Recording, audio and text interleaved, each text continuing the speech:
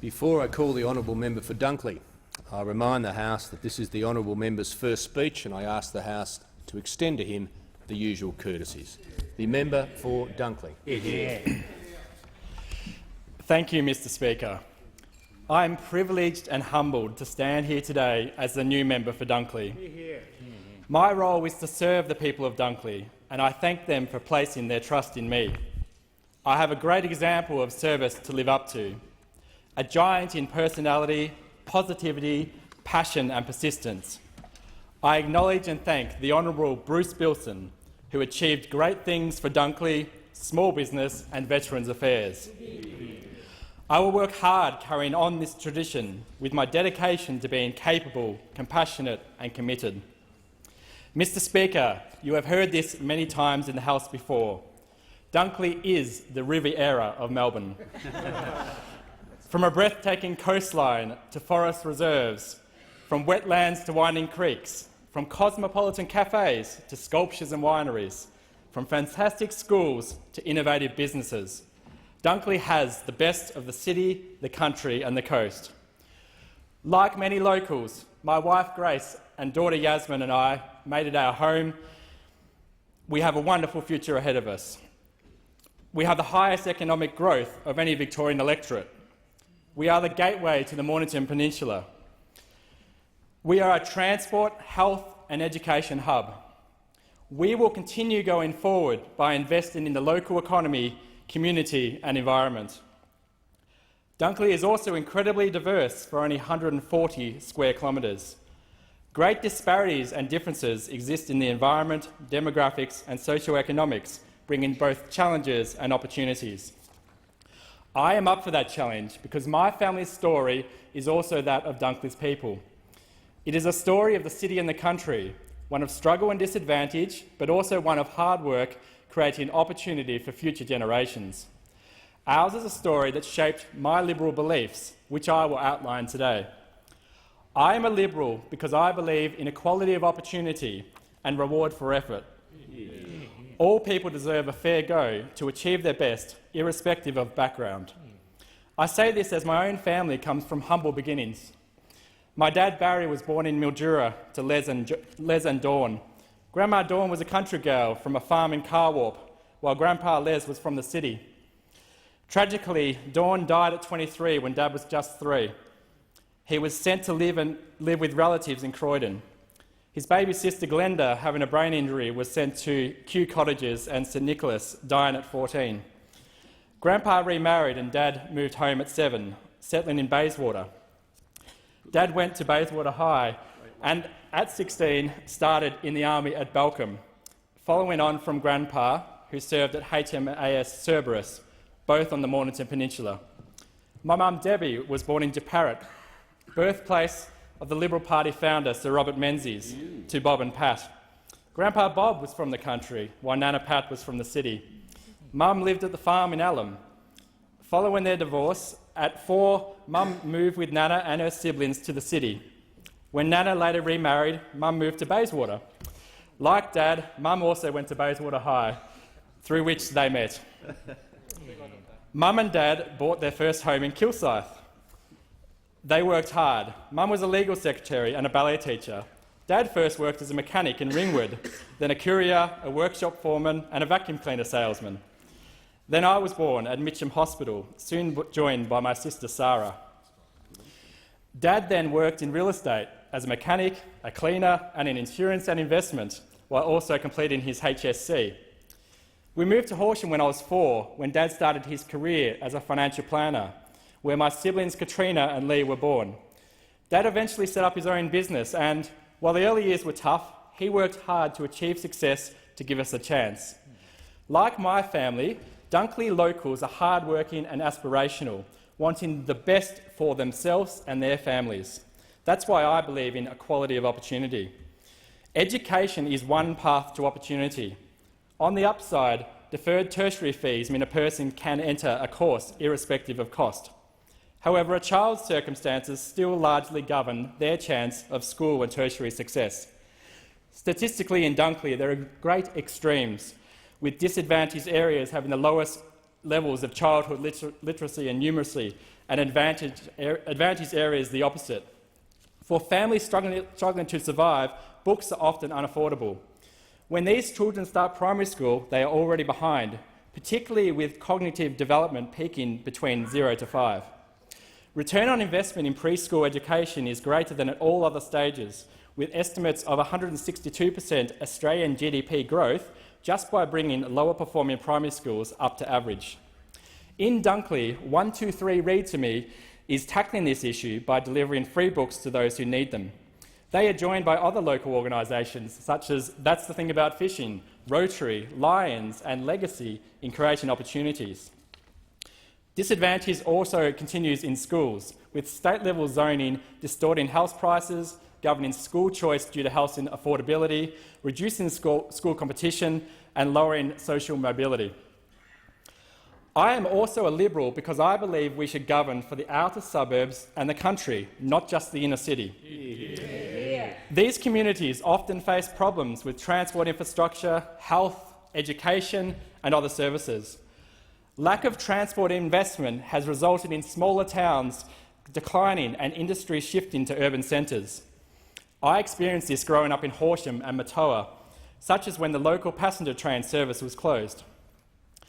Outer metro and regional health outcomes are also often lower, for example, due to limited specialist health services. Furthermore, with less local tertiary options, many young people don't have the same opportunities to study as their inner-city counterparts due to distance from home, housing costs or inadequate transport.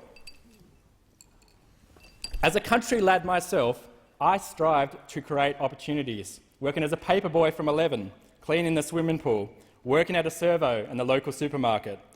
I studied hard to get into university and moved 3 hours away to attend Melbourne University, starting a double degree in Science and Commerce. I then transferred to Canberra, doing an honours law degree and 2 master's degrees in international law and diplomacy at Canberra Uni and the ANU, working back on local farms on breaks to help pay for living costs. Many from the country never have this chance. Bringing infrastructure and services to the country and outer suburbs can reverse this trend. That's why I'm proud to have helped secure $4 million for Dunkley Rail Plan.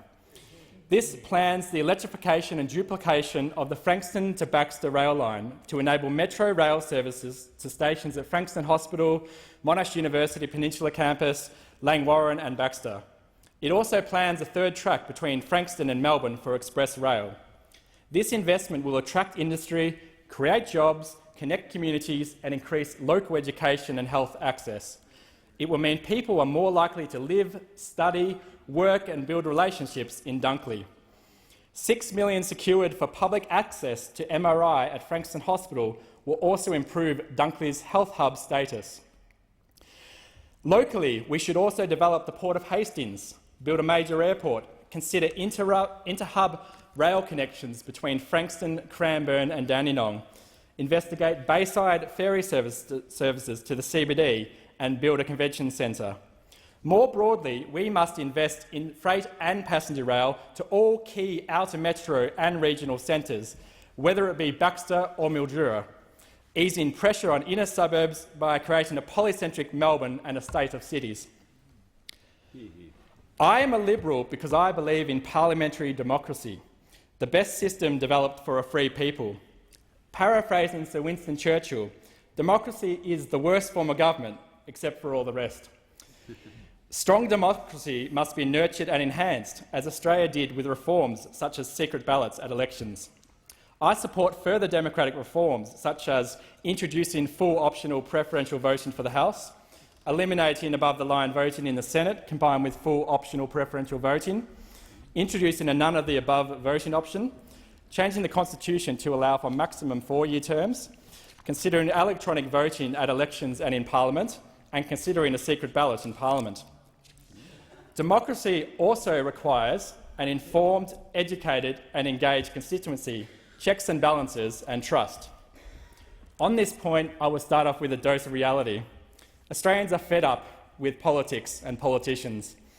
Public faith is diminished by cross-chamber squabbling, petty argument, opposing for the sake of opposing, winning at all costs, disconnection from the grassroots, the perceived influence of lobbyists, unions and big business interests, and political rhetoric instead of plain speaking truth. People are tired of instability. This last decade has not helped. Australians want solutions, decisions and results under stable government. They want representatives who are both principled and visionary, but pragmatic to achieve outcomes. Those whose primary interest is making their community and Australia the best it can be. This is the basis on which I will conduct myself. As the youngest member of the House, although Wyatt Roy still calls me grandpa, I will seek to encourage young people to get involved in politics and their communities. My own interest in politics was sparked at school through the YMCA's Youth Parliament at Camp Manyang in Dunkley. What excited me was the youthful exuberance, passion and ideas, that young people could make a difference. Activating young people is why I've supported sporting investment in Dunkley, such as Mornington Little Aths and Frankston Dolphins Junior Footy Club. My own passion has led me to the country, the city, interstate and overseas, working in Canberra as a magistrate's associate, a private practice lawyer, a project manager and in legal work at the Department of Agriculture. In Canberra, I met Grace, marrying at St Andrew's Presbyterian Church, where this year's Parliament commenced. I then worked as an international lawyer through the UN at the Kosovo Property Agency, resolving property claims for people who lost possession of their properties due to the war. In this rare opportunity, working in a post-conflict country, it was inspiring to see the youthful optimism, new ideas and a democracy that clearly wasn't taken for granted. I am a Liberal because I believe in small government. Government's minimal role is to govern the interactions between people, minimising harm that would otherwise arise. Like a footy match, governments should allow open play within a fair, rules-based structure. Government goes too far when creating overcomplicated rules that hinder play or when trying to be a player itself. For example, providing public services that could be profitably, efficiently and fairly provided by the private sector. We must therefore ensure regulations are smart and efficient. Small businesses are particularly disadvantaged by over-regulation, with bigger businesses usually having more resources to cope. This reduces competition by impeding small business and startups, resulting in market domination. Small businesses, including the 16,000 in Dunkley, must be consulted when updating regulations, tax, IR and competition law. For taxation, complexity could be reduced by hastening simplification of the tax acts, implementing a proportional income tax, and encouraging states to abolish inefficient stamp duty and payroll tax. Even better, by encouraging a future digital-only currency market, we can consider lower, more efficient forms of taxation, such as a point-of-payment, low-rate, broad-based transaction tax to replace less efficient taxation methods. I am a Liberal because I support freedom and liberty, including freedom of thought, religion, worship, speech and association. This is the essence of liberalism. John Stuart Mill said, "The only purpose for which power can rightfully be exercised over any member of a community against his will is to prevent harm to others." The argument is often over what constitutes harm as against offence. Cause and offence should not fall within the bounds of legal action. Accordingly, I believe that current anti-discrimination laws in Australia limit freedom of speech. I believe that we are gradually becoming a liberal society, with people increasingly afraid to express their views or to critique other faiths for fear of public ostracism, being silenced through ad hominem attacks or being caught by such laws. This needs to stop. This is detrimental to democracy, preventing contrary views being aired and challenged publicly. Sending such views underground only strengthens them. As Evelyn Beatrice Hall said when noting Voltaire's beliefs, "I disapprove of what you say, but I will defend to the death your right to say it." That said, we should not shrink from denouncing in unambiguous terms statements driven by cruelty or prejudice. The greater the diversity of people, views and ideas, the better the solutions and decisions. As Sir Robert Menzies said, "Stagnant waters are level, and in them the scum rises." Active waters are never level. They toss and tumble, but purify themselves in a few hundred yards. Our veterans fought for this freedom of speech. Without our Korean War veterans, my wife Grace and daughter Yasmin wouldn't be here. Grace was from South Korea, migrating to Australia with her family at 3. Her dad's family only just made it across from the North Korean side, and they haven't seen their relatives in North Korea since. The communists killed her mum's grandparents by throwing them alive into a well. The freedom of speech and many other liberties we take for granted are not guaranteed in our Constitution. Only freedom of religion and freedom of political communication are protected. So basic freedoms can be whittled away by a simple parliamentary majority, as we've seen with anti-discrimination legislation. I do believe, therefore, that there is some merit in considering charter protection of our freedoms and liberties. I am a Liberal because I believe in Australia being a secular liberal democracy, not imposing or restricting the practice of religion. The word secular is occasionally construed to mean atheism. This is incorrect. Section 169 of our Constitution, mostly based on the US First Amendment, states, "The Commonwealth shall not make any law for establishing any religion or for prohibiting the free exercise of any religion. A true secular state should not impose any religion or worldview, such as Christianity, Islam or atheism, nor should a state restrict the practice of any religion or worldview. It should allow freedom of religion, including freedom to express one's views, critique and criticise." The contemporary debate on either retaining or expanding the government definition of marriage illustrates this dichotomy. In my view, both are big government perspectives and neither is truly secular, given both impose a government-sanctioned definition of marriage. Ideally, government should get out of the business of defining marriage. Government's only role should be to legislate as to contractual relationships, leaving the definition of sanctioning of marriage to marriage solemnising bodies and individuals. This is a small government approach under liberal principles, creating equality under the law while also better ensuring freedom of religion. It allows people to freely express their own views on marriage and to solemnise marriage in line with these views.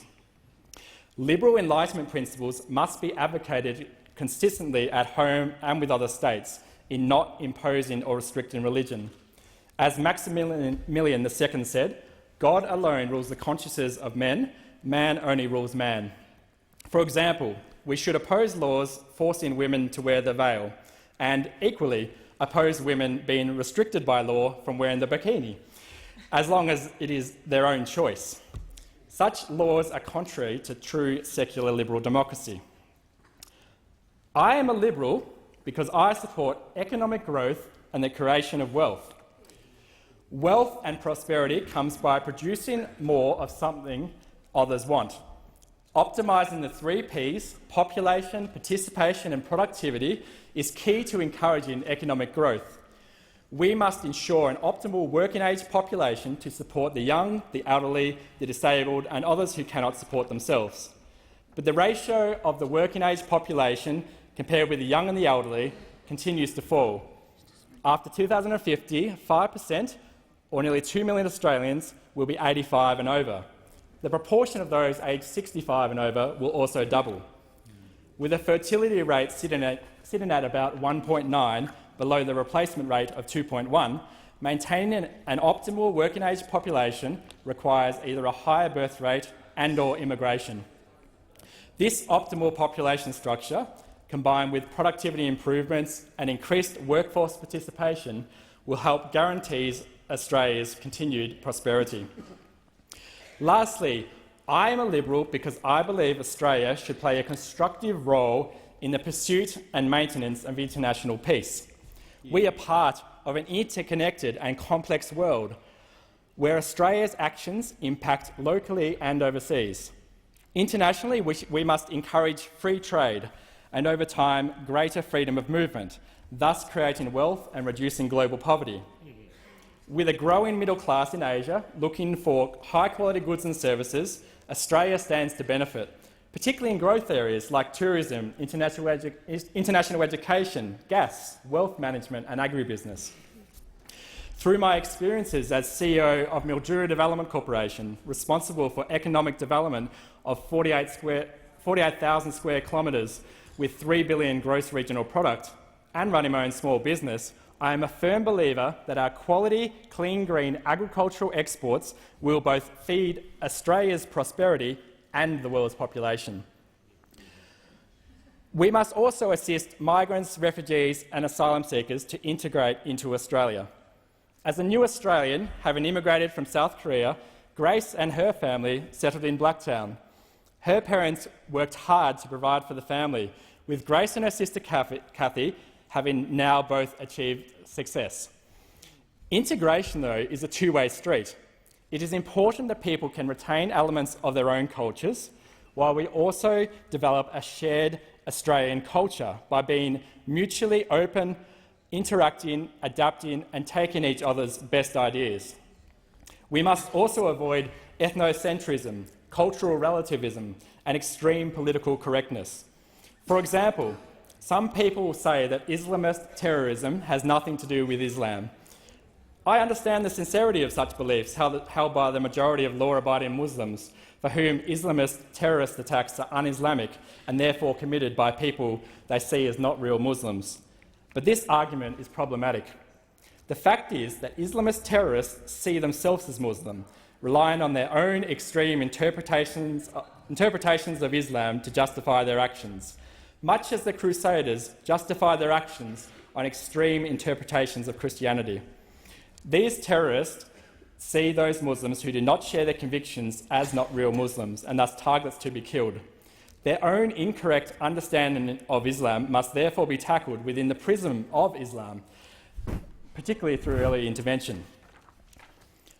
Australia must also do our part to assist the 65 million refugees, displaced people and asylum seekers, more now than after World War II, for instance via resettlement and conflict prevention. Public trust in Australia's immigration, asylum seeker and refugee programs is critical to resettlement. Strong borders and a well-regulated system is critical. The Coalition's work through successive immigration ministers has resulted in stopping the drownings at sea in our region, limiting the people smuggling trade, ensuring that those coming via irregular means do not supplant those coming through regular means, and reducing numbers in offshore detention. Adding to this, I believe there are diplomatic means to strengthen our borders even further and enable Border Patrol cost savings. If Malaysia and Indonesia sign the Refugee Convention and implement effective protection, a natural further border could be created around Australia. By utilising safe third country provisions, asylum seekers travelling from those countries to Australia could be sent or flown back, even if they reach our shores, as they would already enjoy effective protection. In exchange, Australia could take a negotiated additional number of asylum seekers each year from those already on Malaysia and Indonesia's territory. This helps Indonesia and Malaysia by reducing asylum seeker numbers on their soil, as well as reducing asylum seeker numbers travelling to those countries in the first place. To assist prevention, state and non-state actors must engage in conflict only in accordance with international humanitarian law. 4. As justice breeds justice, injustice breeds injustice. This means continually using techniques and weaponry that largely ensure that only combatants are targeted, avoiding inadvertently killing civilians.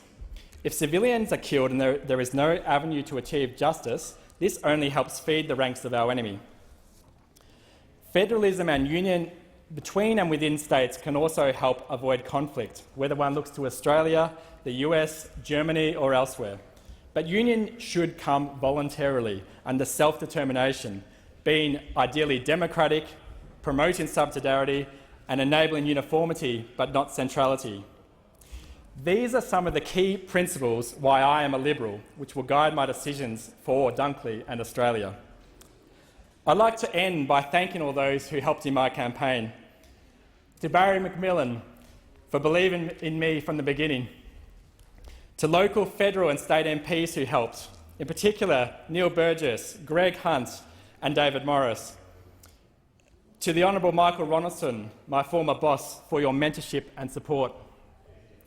To ministers, parliamentarians and former MPs from across Australia who helped, particularly Susan Lee, John Dawkins, Peter Lindsay and so many others who supported me in pre-selection and during the campaign. To the Prime Minister and leadership team, I look forward to working with you. To the campaign team led by Daryl Taylor, the A team led by Robin Amos, Dunkley FEC members led by Robert Hicks, the Young Liberals led by Jess Wilson, and all volunteers. We couldn't have done it without you. Of these volunteers, there are too many to single out, but I'd particularly like to thank those people who were out with me nearly every day through cold and rain, good times and hard times, including those that are here today. You know who you are. Thank you to all the office staff. I look forward to working with you for Dunkley. To State President Michael Kroger, Director Simon Frost, 104 staff such as Rowan, Laura, Jackson and all admin committee members who helped, including Peter McWilliam, Marcus Bastian, Caroline Elliott, Greg Hannon, Amanda Miller, Paul Mitchell and many others. Thank you. Thank you also to my Mallee team, including Adrian and Veronica Kidd, Bill Dollins, Kevin Coogan, Gino Salvo, John Freymanis, Auntie Marlene and, of note, Fred Garrett, who passed away just after winning Dunkley. This victory is yours, and I'm honoured to share this day with you, Greta. I acknowledge my grandparents Bob, Verna and June, and my grandparents who are no longer with us.